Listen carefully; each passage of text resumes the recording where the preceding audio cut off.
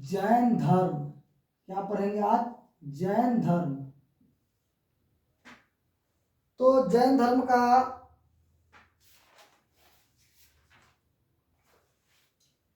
एक नाम है श्वेतपट। क्या नाम है? श्वेतपट। एक नाम है श्वेतपट। दूसरा इसको क्या कहते हैं? गुरु चक्र। क्या कहते हैं? गुरु चक्र। और क्या कहते हैं? यापनी। क्या कहते हैं? यापनी। और कहते हैं निर्ग्रंथ। निर्ग्रंथ। क्या कहते हैं? निर्ग्रंथ।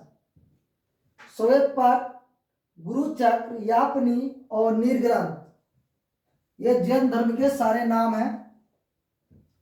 तो जैन धर्म का जो संस्थापक हुआ, जिसको बोलते हैं फाउंडर, संस्थापक, तो संस्थापक कौन हुए? ऋषभदेव। ऋषभदेव क्या हुए? जैन धर्म का संस्थापक हुए। ये फर्स्ट तीर्थंकर थे। पर फर्स्ट तीर्थंकर थे। तीर्थंकर करता है जो पूजा पाठ करता है ना, उसी को बोला जाता है तीर्थंकर। तो इसका जो प्रतीक चिन्ह था ऋषभदेव का, सांड था, जिसको देहाती भाषा हम लोग कहते हैं धाकर, धकड़ा, सांड। और वास्तविक संस्थापक कौन हुए?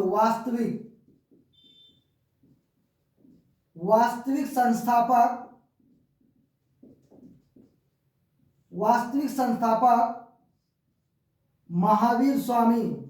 महावीर स्वामी वास्तविक संस्थापक हुए। और इसका जो प्रतीक चिन्ह था, सिंह था, सिंह। किसका? महावीर स्वामी का प्रतीक चिन्ह। प्रतीक चिन्ह क्या था? सिंह था। और इसका प्रतीक चिन्ह कौन था? ऋषभदेव का प्रतीक चिन्ह था सांप। महावीर स्वामी 24वें नंबर के क्या हुए? तीर्थंकर हुए। 24वें और अंतिम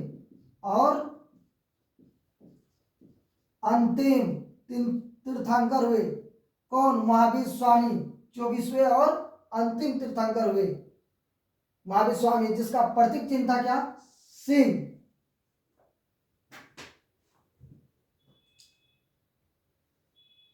और दूसरा तीर्थंकर का नाम हम लोग पढ़ेंगे। दूसरा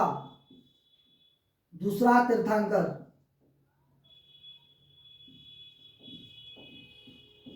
अजितनाथ। अजितनाथ का क्या था प्रतीक चिन्ह? हाथी था प्रतीक चिन्ह अजितनाथ का। तीसरा जो तीर्थंकर हुआ संभवनाथ, जिसका प्रतीक चिन्ह था घोड़ा। क्या था? घोड़ा प्रतीक चिन्ह था। और सातवां जो प्रतीक चिन्ह था, ये सातवां जो तीर्थंकर हुए, उसका नाम क्या था? संपासर्व, जिसका प्रतीक चिन्ह क्या था? स्वास्तिक। स्वास्तिक क्या था? प्रतीक चिन्ह था संपासर्व का। और उसके बाद 21वां जो हुआ, 21वां हुआ नामी। क्या हुआ? 21वां क्या हुआ? नामी तीर्थंकर हुए, जिसका प्रतीक चिन्ह था नीलकंठ। नीलकंठ क्या था प्रतीक चिन्ह? 9 से नामी, 9 से नीलकंठ, याद रखना है। 9 से नामी, 9 से नीलकंठ। और 22वां जो तीर्थंकर हुआ, 22वां तीर्थंकर याद रखेंगे। 22वां तीर्थंकर का नाम क्या था? तो अरस्टिनेमी। अरस्टिनेमी 22वां तीर्थंकर था, जिसका प्रतीक चिन्ह क्या था? जिसका प्रतीक चिन्ह था शंख। जो पूजा पाठ कराया जाता है ना, तो शंख बजाते हैं ना, उसी प्रकार अरस्टिनेमी का प्रतीक चिन्ह था क्या? शंख। और 23वां तीर्थंकर जो हुआ उसका प्रतीक चिन्ह क्या था? सांप था। किसका? पार्श्वनाथ का। पार्श्वनाथ। किसका? पार्श्वनाथ का प्रतीक चिन्ह क्या था? सर्प, सांप। सर्प क्या था? प्रतीक चिन्ह था। तो जैन धर्म को क्या क्या नाम पड़ा? श्वेत पट, गुरु चक्र, यापनी और निर्ग्रंथ। इसी को कहा जाता है जैन धर्म। श्वेत पट भी बोलेंगे तो मतलब जैन धर्म बोल रहे हैं, गुरु चक्र भी बोल रहे हैं तो मतलब जैन धर्म। यापनी भी किसका नाम है? जैन धर्म का। निर्ग्रंथ किसका नाम है? तो जैन धर्म का। संस्थापक कौन हुआ? ऋषभ देव। और ये फर्स्ट तीर्थंकर हुए, प्रथम तीर्थंकर, जिसका प्रतीक चिन्ह था सांप। और वास्तविक संस्थापक महावीर स्वामी हुआ, जिसका प्रतीक चिन्ह था क्या? सिंह। ये 24वें और अंतिम तीर्थंकर हुए। तो जैन धर्म में कुल कितने तीर्थंकर हुए? तो बोलेंगे, बच्चा बच्चा बोलेगा कि 24 तीर्थंकर हुए, जिनमें दूसरा तीर्थंकर था अजितनाथ, जिसका प्रतीक चिन्ह था हाथी। और तीसरा था संभवनाथ, जिसका प्रतीक चिन्ह था घोड़ा। और सातवां था संपासर्व, जिसका स्वास्तिक था। और 21वां हुए नामी, 9 से नीलकंठ। और 22वां था अरिस्टिनेमी, जिसका प्रतीक चिन्ह था शंख। और 23वां था पार्श्वनाथ, जिसका था सर्प। ऋग्वेद में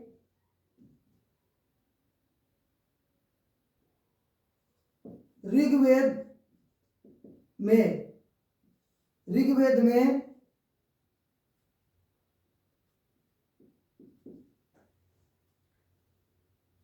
ऋषभदेव और अरस्टिनेमी को, ऋग्वेद में ऋषभदेव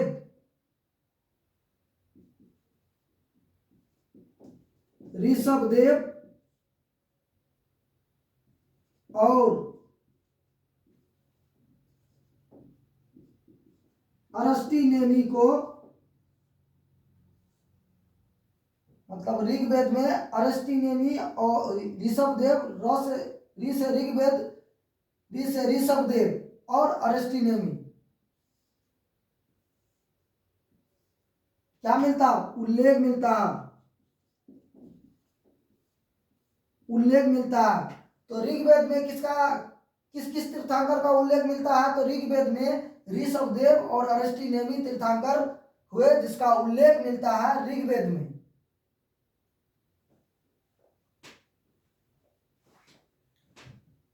महावीर स्वामी का जैन साहित्य का नाम क्या था? आगम। आगम ग्रंथ जो है जैन धर्म से संबंधित है। किससे? आगम। आगम ग्रंथ जो हम लोग पढ़े थे, ग्रंथ जातक, आगम, अष्टधाई, राजतरंगिणी जो पढ़े थे, तो जैन धर्म किस ग्रंथ से संबंधित है? तो जैन धर्म या साहित्य बोलो, जैन साहित्य। जैन साहित्य किससे संबंधित है? तो आगम पुस्तक से, आगम ग्रंथ से संबंधित है। किससे संबंधित है? आगम। किससे? जैन साहित्य किससे संबंधित है, या जैन धर्म किससे संबंधित है? आगम ग्रंथ संबंधित है या आगम पुस्तक से संबंधित है, बोल सकते हो। ठीक। तो जैन धर्म के बारे में अभी तक हमने यहाँ तक पढ़ा, और आगे पढ़ेंगे कि महावीर स्वामी का जन्म कैसे हुआ, जन्म कब हुआ और मृत्यु कब हुआ, कहाँ हुआ महावीर स्वामी का जन्म, मृत्यु कब हुआ और कहाँ मृत्यु हुआ। ठीक है। तो जिसको स्क्रीनशॉट लेना है, इसी तरह रोज यूट्यूब में मैं क्लास फ्री में करवाता हूँ। और भैया आपसे मैं एक ही रिक्वेस्ट करता हूँ कि आप मेरा वीडियो को लाइक करें, शेयर करें और सब्सक्राइब करें। अपने 5 दोस्तों को शेयर करें कि मैं एक नया टीचर से पढ़ रहा हूँ जैन धर्म। मैं एक नया टीचर आपको फ्री में पढ़ाता हूँ, कोई फीस नहीं लेता हूँ। इसलिए मैं आपसे गुजारिश करता हूँ कि मेरा चैनल को आप सब्सक्राइब करें और लाइक करें।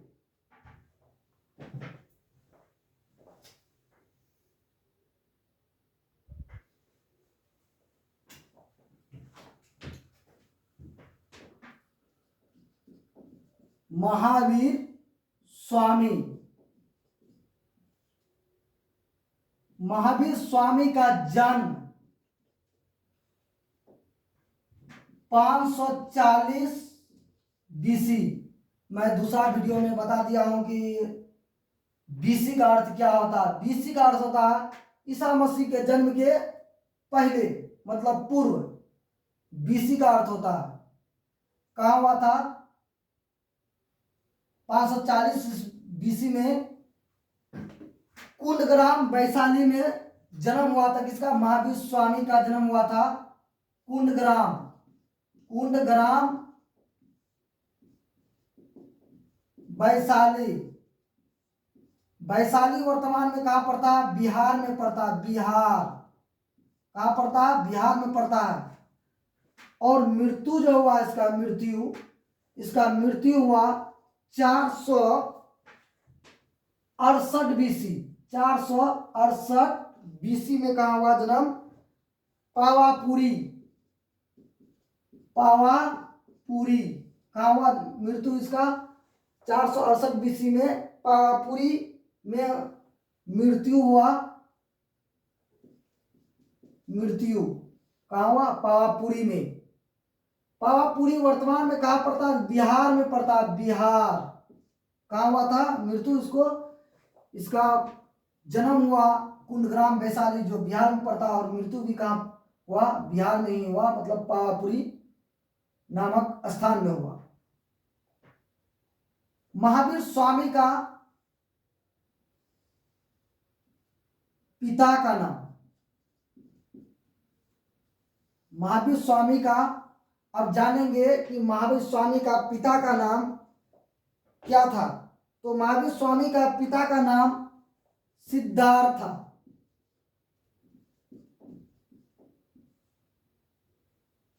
महावीर स्वामी का पिता का नाम क्या था? सिद्धार्थ, जो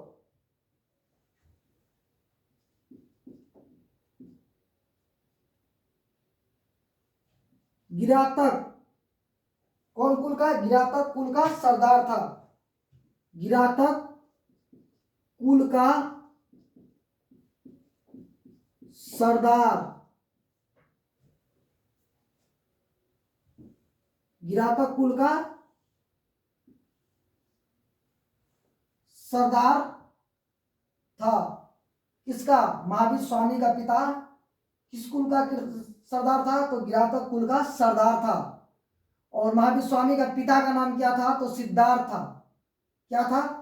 महावीर स्वामी का पिता का नाम सिद्धार्थ था। और माता का नाम, अब जानेंगे कि माता का नाम क्या था।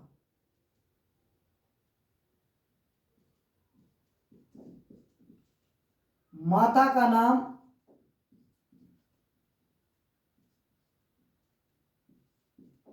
त्रिशला। क्या था? त्रिशला था। माता का नाम क्या था? त्रिशला था। जो लिच्छवी राजा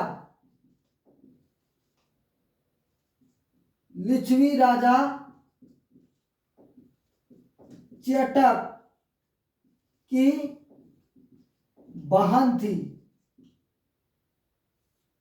किस राजा की बहन थी? त्रिशला। महावीर स्वामी का माता का नाम त्रिशला था, और यह किसकी बहन थी? त्रिशला लिच्छवी राजा चेटक की बहन थी। किस राजा की बहन थी? तो लिच्छवी राजा चेटक की बहन थी त्रिशला।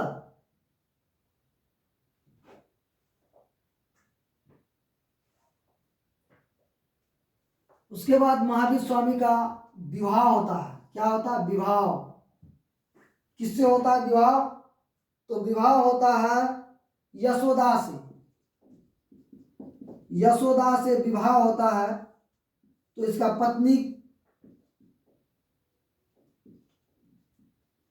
पत्नी का नाम क्या हुआ?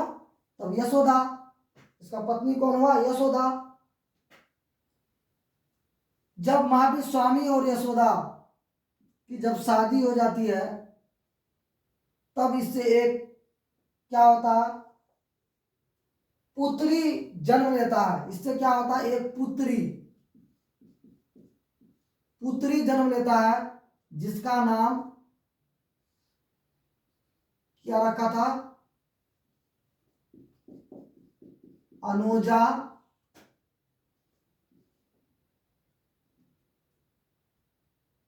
प्रियदर्शनी। क्या रखा था? अनुजा प्रियदर्शनी, प्रियदर्शनी, अनुजा प्रियदर्शनी। ठीक। और तब क्या करता है ये अनुजा प्रियदर्शनी का विवाह करवा देता है किससे? जमाली से। जमाली से विवाह करवा देता है। तो इसका दामाद का नाम, दामाद कौन हुआ? तो जमाली महावीर स्वामी का दामाद बना। कौन बना? जमाली महावीर स्वामी का दामाद बना।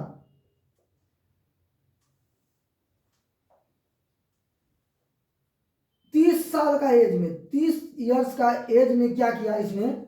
महावीर स्वामी 30 साल का एज में जब इसकी महावीर स्वामी का माता पिता का मृत्यु हो जाता है, तो 30 साल का एज में ये सन्यासी जीवन जीने के लिए क्या करता है? सन्यासी जीवन जीने के लिए अनुमति मांगता है।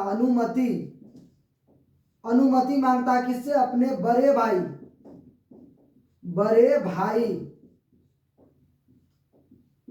नंदीवर्धन।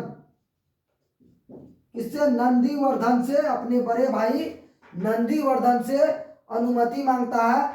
क्या करने के लिए? सन्यासी जीवन जीने के लिए। सन्यासी जीवन जीने के लिए यह अनुमति मांगता है अपने बड़े भाई नंदीवर्धन से। और 12 साल की तपस्या करने के बाद, 12 साल तपस्या करने के बाद क्या होता है? इसको ज्ञान प्राप्त होता है। क्या होता है? ज्ञान प्राप्त। 12 साल तपस्या करने के बाद क्या होता है? ज्ञान प्राप्त होता है। तो ज्ञान कहाँ प्राप्त होता है? तो ज्ञान प्राप्त होता है, बोलेंगे कि ऋजुपालिका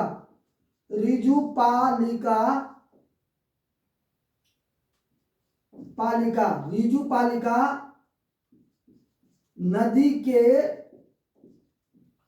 तट पर, ऋजुपालिका नदी के तट पर साल वृक्ष, किस वृक्ष के नीचे? साल वृक्ष के नीचे, साल वृक्ष के नीचे ज्ञान प्राप्त होता है। साल वृक्ष के नीचे।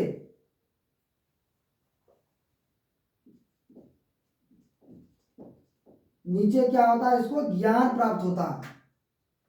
कहाँ ज्ञान प्राप्त होता है? साल वृक्ष के नीचे। ऋजुपालिका नदी के तट पर साल वृक्ष के नीचे इसको क्या होता है? महावीर स्वामी को ज्ञान प्राप्त होता है। 12 साल सन्यासी जीवन जीने के बाद क्या होता है? ज्ञान प्राप्त होता है। तो बोलेंगे कि महावीर स्वामी अपने बड़े भाई से अनुमति मांगता है। क्या करने के लिए अनुमति मांगता है? तो सन्यासी जीवन जीने के लिए अनुमति मांगता है। बड़े भाई का नाम क्या है? महावीर स्वामी का, महावीर स्वामी का बड़े भाई का नाम नंदीवर्धन है।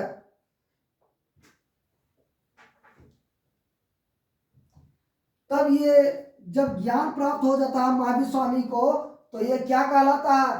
तो ये कहलाए क्या कहलाए?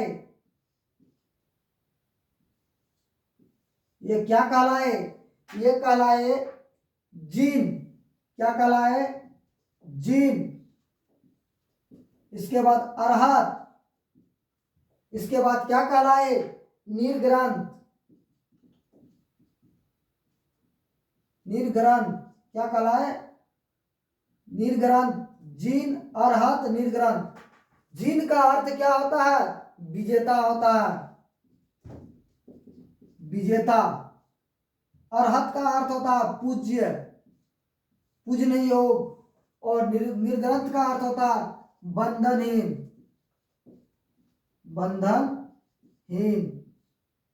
मतलब बंधन से मुक्ति पा लेना, मतलब बंधनहीन। तो जब महावीर स्वामी को ज्ञान प्राप्त हो जाता है, तो तब वो क्या कहलाता है? जिन कहलाता है, अरहत कहलाता है, निर्ग्रंथ कहलाता है। क्या क्या कहलाता है? जिन कहलाता है, अरहत कहलाता है, निर्ग्रंथ कहलाता है। तो ये जब ज्ञान प्राप्त हो जाता है तो ये किसको ज्ञान बांटेगा, मतलब किसको उपदेश देगा।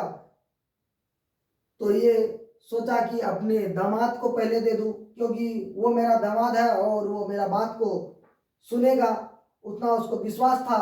और उसने क्या किया, दामाद को ज्ञान मतलब उपदेश देने चला गया।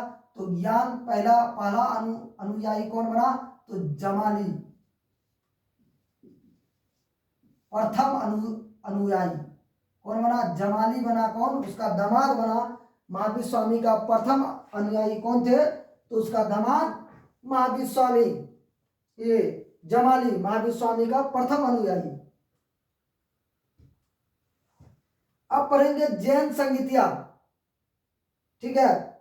तो जैन संगीतिया पढ़ेंगे तो अभी तो बोर्ड बढ़ गया। तो चलो जिसको स्क्रीनशॉट लेना है स्क्रीनशॉट ले लो, और मैं थोड़ा सा हट जाता हूं।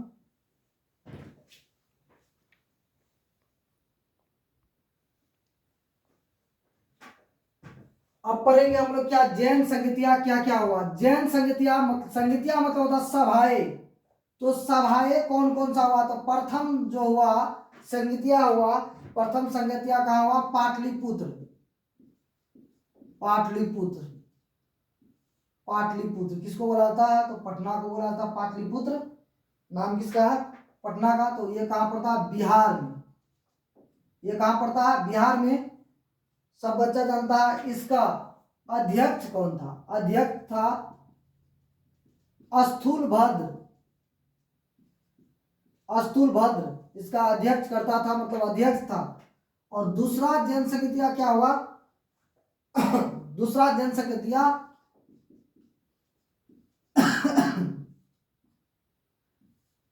वल्लभी।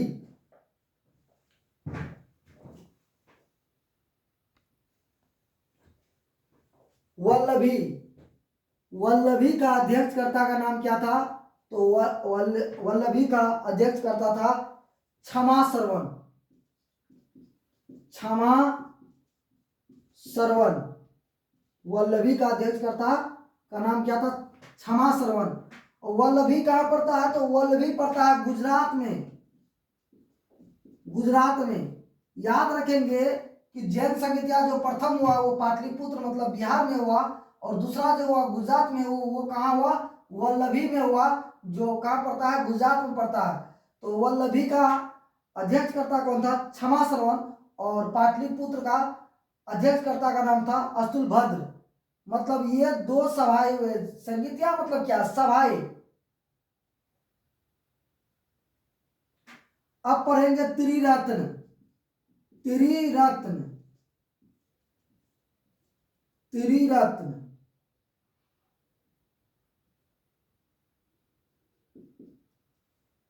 त्रिरत्न त्रिरत्न क्या क्या हुआ, तो त्रिरत्न हुए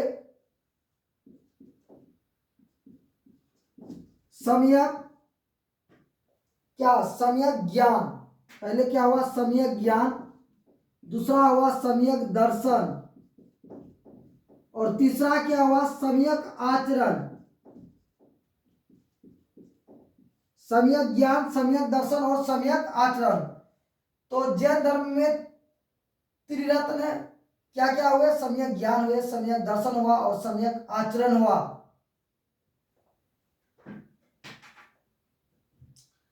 तो जैन धर्म में अब क्या पढ़ेंगे हम लोग, जैन धर्म में ईश्वर को मानता था कि नहीं। तो जैन धर्म में ईश्वर को है ना नहीं मानता था। ईश्वर को नहीं मानता था, मतलब कट का चिन्ह, नहीं मानता था। ईश्वर को नहीं मानता था। आत्मा को फिर क्या करता था, मानता था। आत्मा को ये लोग मानता था। पूर्ण जन्म को भी लोग क्या करता था, मानता था, पूर्ण जन्म को भी। जैन धर्म में पूर्ण जन्म को और आत्मा को मानता था, लेकिन ईश्वर को नहीं मानता था। जैन धर्म का जो मंदिर बना, कहाँ बना, खजुराहो में बना मंदिर। कहाँ बना, मंदिर। अब पढ़ेंगे मंदिर कहाँ बना, मंदिर।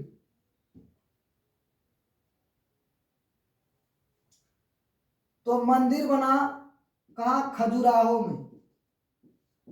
खजुराहो में कहाँ बना? खजुराहो। खजुराहो कहाँ पड़ता है जी? खजुराहो पड़ता है राजस्थान में। कहाँ? राजस्थान में। R G, Rajasthan. कहाँ पड़ता है? राजस्थान। तो किसने बनवाया था? याद रखेंगे, चंदेल शासक ने। चंदेल शासक ने क्या बनाया था? मंदिर बनाया था जैन धर्म का। जैन धर्म का मंदिर कहाँ बना था? तो खजुराहो में। खजुराहो कहाँ पड़ता है? राजस्थान में, जो चंदेल शासक के द्वारा बनाया गया था। और जैन धर्म में मथुरा जो था प्रमुख केंद्र था। मथुरा। मथुरा। तो जय जय राधे, जय श्री कृष्णा। तो मथुरा क्या था? प्रमुख केंद्र था। मथुरा प्रमुख केंद्र था। किस धर्म में? जैन धर्म में मथुरा क्या था? प्रमुख केंद्र था। तो यहां से जैन धर्म क्या हो जाता है? समाप्त। ठीक है। तो मेरा चैनल को लाइक करना है, सब्सक्राइब करना है, और यदि यूट्यूब में जाते हैं तो लिखना है @सपना क्लास। सपना क्लास लिखना है। मेरा चैनल वहां दिख जाएगा। और आपको क्या करना है? सब्सक्राइब करना है, लाइक करना है, क्योंकि मैं फ्री में इसी प्रकार का वीडियो बनाता हूं और यूट्यूब में डालता हूं। और आप लोग को इसी प्रकार पढ़ने का आनंद आएगा, क्योंकि जो बच्चा इंटर कर लिए है वो ये पढ़ सकते हैं और कंपटीशन का तैयारी कर सकते हैं। क्योंकि इससे जो है ना, लूसेंट में पढ़ाता हूँ, लूसेंट में 75% लूसेंट से ही पूछता है। तो जो बच्चा इंटर कर लिए है वो ये पढ़ सकते हैं, लूसेंट पढ़ सकते हैं, कंपटीशन की तैयारी कर सकते हैं। और मेरा चैनल का नाम है, मैं प्रत्येक दिन में पढ़ाता हूँ, प्रत्येक दिन। अभी तो मैं लाइव नहीं आ रहा हूँ, क्योंकि जिस दिन से मैं लाइव आऊँगा तो आप लोगों का प्यार रहे सदा, क्योंकि प्यार रहेगा। मेरा चैनल को लाइक करना है, और जब लाइक मिलेगा तो हमको भी लाइव आना पड़ेगा और हम लाइव पढ़ाएंगे क्लास को। ठीक है। तो यूट्यूब में लिखना है, सर्च करना है @सपना क्लास। तो सपना क्लास का अर्थ होता है माँ का सपना पूरा करना, पिता का सपना पूरा करना। जब खुशी के जो जो आंसू जो होंगे, तो वो खुशी के जो आंसू होंगे, वो जब नौकरी मिलेगा तो वो खुशी के जो आंसू होंगे वो दुख के आंसू नहीं होंगे, वो खुशी के आंसू होंगे। तो हमको सर्च क्या करना है? यूट्यूब में @सपना क्लास। और इसी प्रकार आनंद लेने के लिए, इसी प्रकार हर दिन क्लास में एक नए अंदाज पढ़ने के लिए मेरा चैनल को सब्सक्राइब करें और लाइक करें। मेरा चैनल का नाम है @सपना क्लास।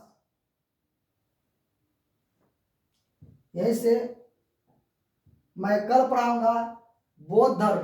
तो यहीं से मैं क्लास को क्या करता हूँ? विराम देता हूँ, मतलब समाप्त करता हूँ आज।